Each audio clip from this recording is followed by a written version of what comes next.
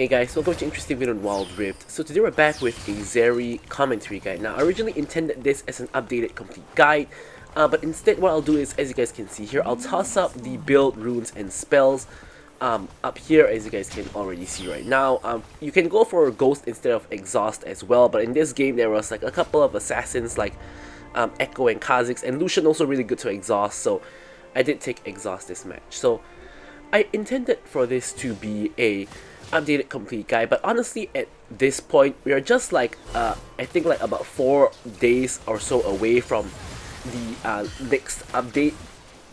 I think patch 5.1 I believe it is, so there really is no point going for like such an in-depth guide on Zeri, considering in the latest in the next patch, I guess you could say, a lot of items are gonna get changed anyway. We're gonna get the addition of Terminus as well as the Ruin and the I don't know what it's called, like light items or things like that. So you know, items like IE or Borg etc are gonna get affected, so probably gonna have to make new guides for all of the ADC champions. So there really is kind of no point of going into such an in-depth explanation on this build, but you know, I'm just gonna try to explain it as we go through the gameplay. I've already kind of spent a lot of time talking about why we're not doing the guide instead of actually talking about the gameplay or the build, so let's actually hop into some useful information. So this is basically the top build that's used by all of the top Zeris for a very long while now, and I actually wanted to put out a video on this like honestly weeks ago, but honestly I just didn't really get a good gameplay on this particular build of Zeri. Like you guys saw that I did have a lot of different Zeri builds already, but this just wasn't one of them. So yeah, I didn't have good matches on this build, but I did have good matches on other builds. So now we finally have a gameplay on this build, so I'm punching it out right now. Basically, the main change of this build is going for your Slurry Charge Blade second item. Now this gives you a couple of benefits. Firstly, you get some attack speed, which of course is always useful. Secondly, you get some mixed damage because you get magic damage, so it's gonna help out against tanks a little bit. But probably the most important thing is it gives you a lot of burst damage. So proccing your Slurry Charge Blade passive, it actually gives you a lot of additional burst damage, and with Zeri you can actually kind of quote-unquote one-shot someone. So for example, if you let's say if I go in a 1v1 against Lucian, if I ult, assuming I have Charge Blade, if I ult auto, Q auto, W auto, you know, and I have an E auto somewhere in between there, I can actually basically one-shot him 100 to 0. Like, and most people don't really know this, and this is only because I have Charge Blade. So this makes Zeri a very bursty champion, and obviously AP Zeri is a lot more bursty, but if you want to go for an AD traditional build, this is the most bursty you can get. Speaking of which, Lucian just disrespects me here, and so does Senna, so I'm just going to go in with the ulti. Now the mistake that the enemy team made here is they got Leona really low, but in doing so, they've actually used all of their spells and all of their cooldowns on Leona, which basically meant that they don't have any spells up anymore, and furthermore they both don't have ulti, whereas I do. So the moment they use all of their spells on Leona, I can dash in with the ulti, with the burst damage, and just, you know, just dispatch both of them, because they simply don't have any way to stop me from doing that because they don't have any spells. So that's kind of one of the mistakes that people, you know, tend to make sometimes, which is that they use everything on the support and they nearly get the kill, or maybe they even do get the kill, but in return I can kill one or both of them. So even if they kill Leona then I kill both of them, it's still going to be a good trade. But obviously we got the best case scenario where nobody died at all, except the two of them of course. So here Lucian already wastes the culling, so that of course we make a mental note of that. Lucian has no ult, so yeah, but at this point both of their summoner spells are kind of coming up already, so we do want to be cautious of that. Here just CSing, keeping the wave relatively close to our lane. So far we've been in a strict 2v2, neither jungler has really ganked. Actually Volibear came in for a gank just now on Senna, so that did help us quite a bit. We haven't seen Kha'Zix, we haven't seen Echo, and those of course are going to be kind of the main issues for us later on in the game, where Echo can easily one-shot us and so can Kha'Zix, which is the main reason why we have the Exhaust. Of course Exhaust also helps us in lane against the Lucian. Lucian using all his spells onto Leona again, so here I'm going in with the ult. Senna is the easier target because she is further back, so we're just going to get rid of Senna first, get a little bit of damage onto Lucian, but we're not really going to be able to kill him because he is, you know, pretty far back. He dashes forward, so no dash on Lucian, but it's really unlikely we are going to tower dive him anyway, so that shouldn't matter too much. Objectives are spawning, so now we're going to back and hopefully complete our Bloodthirster. Almost there, I believe. I'm just going to wait a couple of seconds. There we go. So we do get the Bloodthirster completed. Of course, major power spike. And taking a look at the rest of the map, no one except me and Mundo have completed our first item. And Mundo doesn't have boots, which is the only reason why he completed his first item. So we are definitely the strongest champ in the game in terms of power spike at the moment. Other than Echo, who's like 6 and 1, he is getting to be in a really scary state. So here, enemy team does get the dragon. So here I'm just trying to basically get down some DPS onto the enemy team, securing the Skull Crab here as well. Just stacking up my Conquer onto the Mundo. No ult from me here. I do get the kill onto Mundo, though I'm chasing onto the Lucian. I exhaust him to slow him down. We get the kill onto him. Now, Echo is now in the very fed 6 and 1 Echo. He ults back. Looks like he's going for the kill on Volibear. Volibear stuns him, and we actually managed to kill him because Volibear stunned him and shut him down. Volibear even survives. Here I try to get a cheeky play onto the Senna, but end up getting rooted for my troubles. Really unlikely I kill her there anyways, but yeah, so huge shutdown onto the Echo. Puts me 1k above the Echo, who is the second most fed member of the game after me. And you can see I'm now 6.3k gold, which is a mile above like anybody. Like, Lucian's not even at 4k gold, and neither is Senna, of course. So, we are in a very, very dominant position. The only real issue here is that, number one, the enemy team just got both objectives. Number two, you can see that Kha'Zix is actually doing pretty alright. And, of course, the biggest problem of them all is that Echo is really, really fed. So, I'm thanking my lucky stars that I actually brought my exhaust this game. If I had Ghost, this game would be a lot harder, because no matter how fed I am, if, like, Echo jumps on top of me, there is pretty much no way I'm getting out of here. Yes, I can flash away, or maybe if he engages on me near a wall, I can dash away. But other than that, it's going to be really difficult. Here you can see I got so much damage that I pretty much just, at this point, just one-shot the both of them. Leona even gets a kill here. Honestly, that's fine. Getting Leona some gold, pretty good as well. I am already incredibly fed. Now, something that most people kind of don't really know is sometimes if you're very fed, it's actually better to get your teammates kills instead of yourself, because you're going to have the all eggs in one basket problem, which is that if you get very fed and you take all the kills, that can be fine in a sense that, you know, if you feel that you can carry and you take all of the kills and you get, you know, all of the gold, that can be good. However, if you're taking all of the kills and all of your teammates aren't getting any kills, means that, you know, it's all on you to carry. So if, for example, you get assassinated by some enemy assassin and you're gone, there is zero chance your team wins any fight without you. So sometimes if you're really fed, like I am now, it's actually okay to let your teammates get some kills, because so that if, for example, you're not in the fight or you're dead, at least your teammates, you know, can do something without you, instead of basically you're the only win condition of the game and they can do nothing without you. That wouldn't be very good, you know, overall in the grand scheme of things. So here it's kind of a little bit of an ARAM at the moment. No real fighting going on, just everybody hovering around mid. Echo and Senna try to go in. Senna gets the root off on me, but I'm under tower. Echo goes in on someone who's not me. Unfortunately, I popped the ult a little bit too late, so I don't quite clip the Echo, so a little bit of a waste of an ult. Now, with Zeri, whether you're building her AP or AD, she is actually a very ult-reliant champion, so losing that ult just randomly like that, that's no good at all.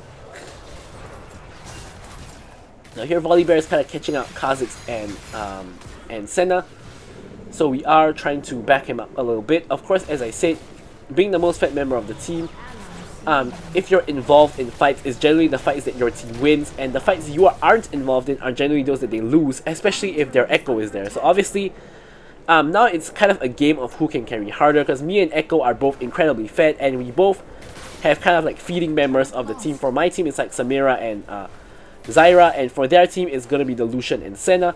We each have one fed member, me and the Echo, and of course we have like champs who are doing okay, like Mundo and Volley. You know, things like that. So here the next dragon is going to be spawning pretty soon. We have our Charge Blade already, and in this game we actually gone for the anti-heal before the IE. Sometimes you can swap around the order a little bit.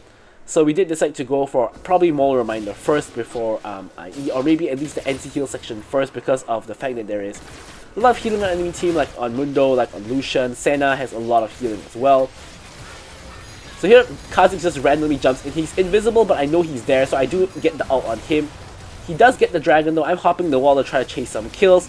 I flash back to actually kill the Echo, because the Echo is the most important person to actually kill. We do get the kill on him, and from there, it's pretty much trying to clean up the rest of the enemy team. The Echo, as I said, is the most important one to kill. In spite of the fact that he's so fat, he hasn't actually been playing very well, and I say that because he's not been focusing me. Like, there hasn't really been a time that he's focusing me. He's always focusing one of my teammates. Kha'Zix, for some reason, hops in, probably just to donate another free kill. But yeah, he hasn't been focusing me at all. The problem will only come when he starts focusing me, because obviously I can't really survive against him very well. And if he's not focusing me, I'm easily able to kill him, because I have just as much damage as he does, just that I'm way more squishy, and I don't have an ult that can restore my health like he does. You can see I have a very, very good amount of lifesteal already. Excuse me. So in longer fights, that will come into play. He comes all the way over here to finally go for me. My ult actually hits onto him, but he of course ults back. If he reacted a little bit slowly there, after I ult with the Q auto, I would have just one-shot him because of the charge blade. I do complete my moral reminder, as I mentioned. Honestly, this is mainly for being able to kill the frontline Mundo, who I do expect to be a problem simply because he's standing in the front line. And of course, as I said, the anti-heal is useful against everybody else on their team pretty much.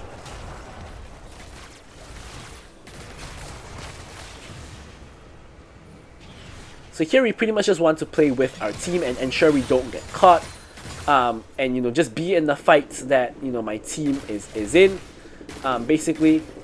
And what in the meanwhile, while none of this is happening, we just want to maintain our farm, which is why we're taking the Krugs. We're farming the wave here. So you can see a fight brewing in the river here. So I see the fight. I'm gonna stop doing the rest of the wave, and I'm gonna try to make my way over there, hopping over the wall, trying to join the fight. I'm just DPSing the Mundo, you know, during this time. Of course, Mundo is really hard to kill, even though we do have our moral reminder. Here I go with the ult, trying to kill the Lucian. Lucian's 1 HP.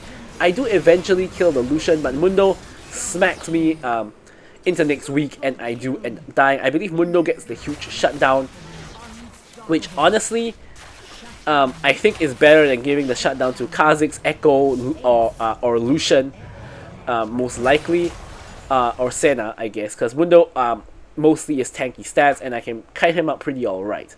Although at this point, judging by how far behind Lucian and Senna are, maybe giving them shutdown would be better, because they wouldn't get back into the game from that shutdown. I mean, at least versus me. Like, I'm 5k gold ahead of Lucian and Senna at this point. So Mundo is at 10k gold in the meanwhile, so maybe not. Maybe Mundo was not the best option, but I mean, not like I really had a choice anyway. Ping's coming out for Baron from me, because Echo is dead, and without Echo around, it's actually a pretty free Baron if Volibear actually decides to stick around. But because he is, he doesn't, you know, we can't just do it. He's also going to the other side of the map now, so yeah, no Baron.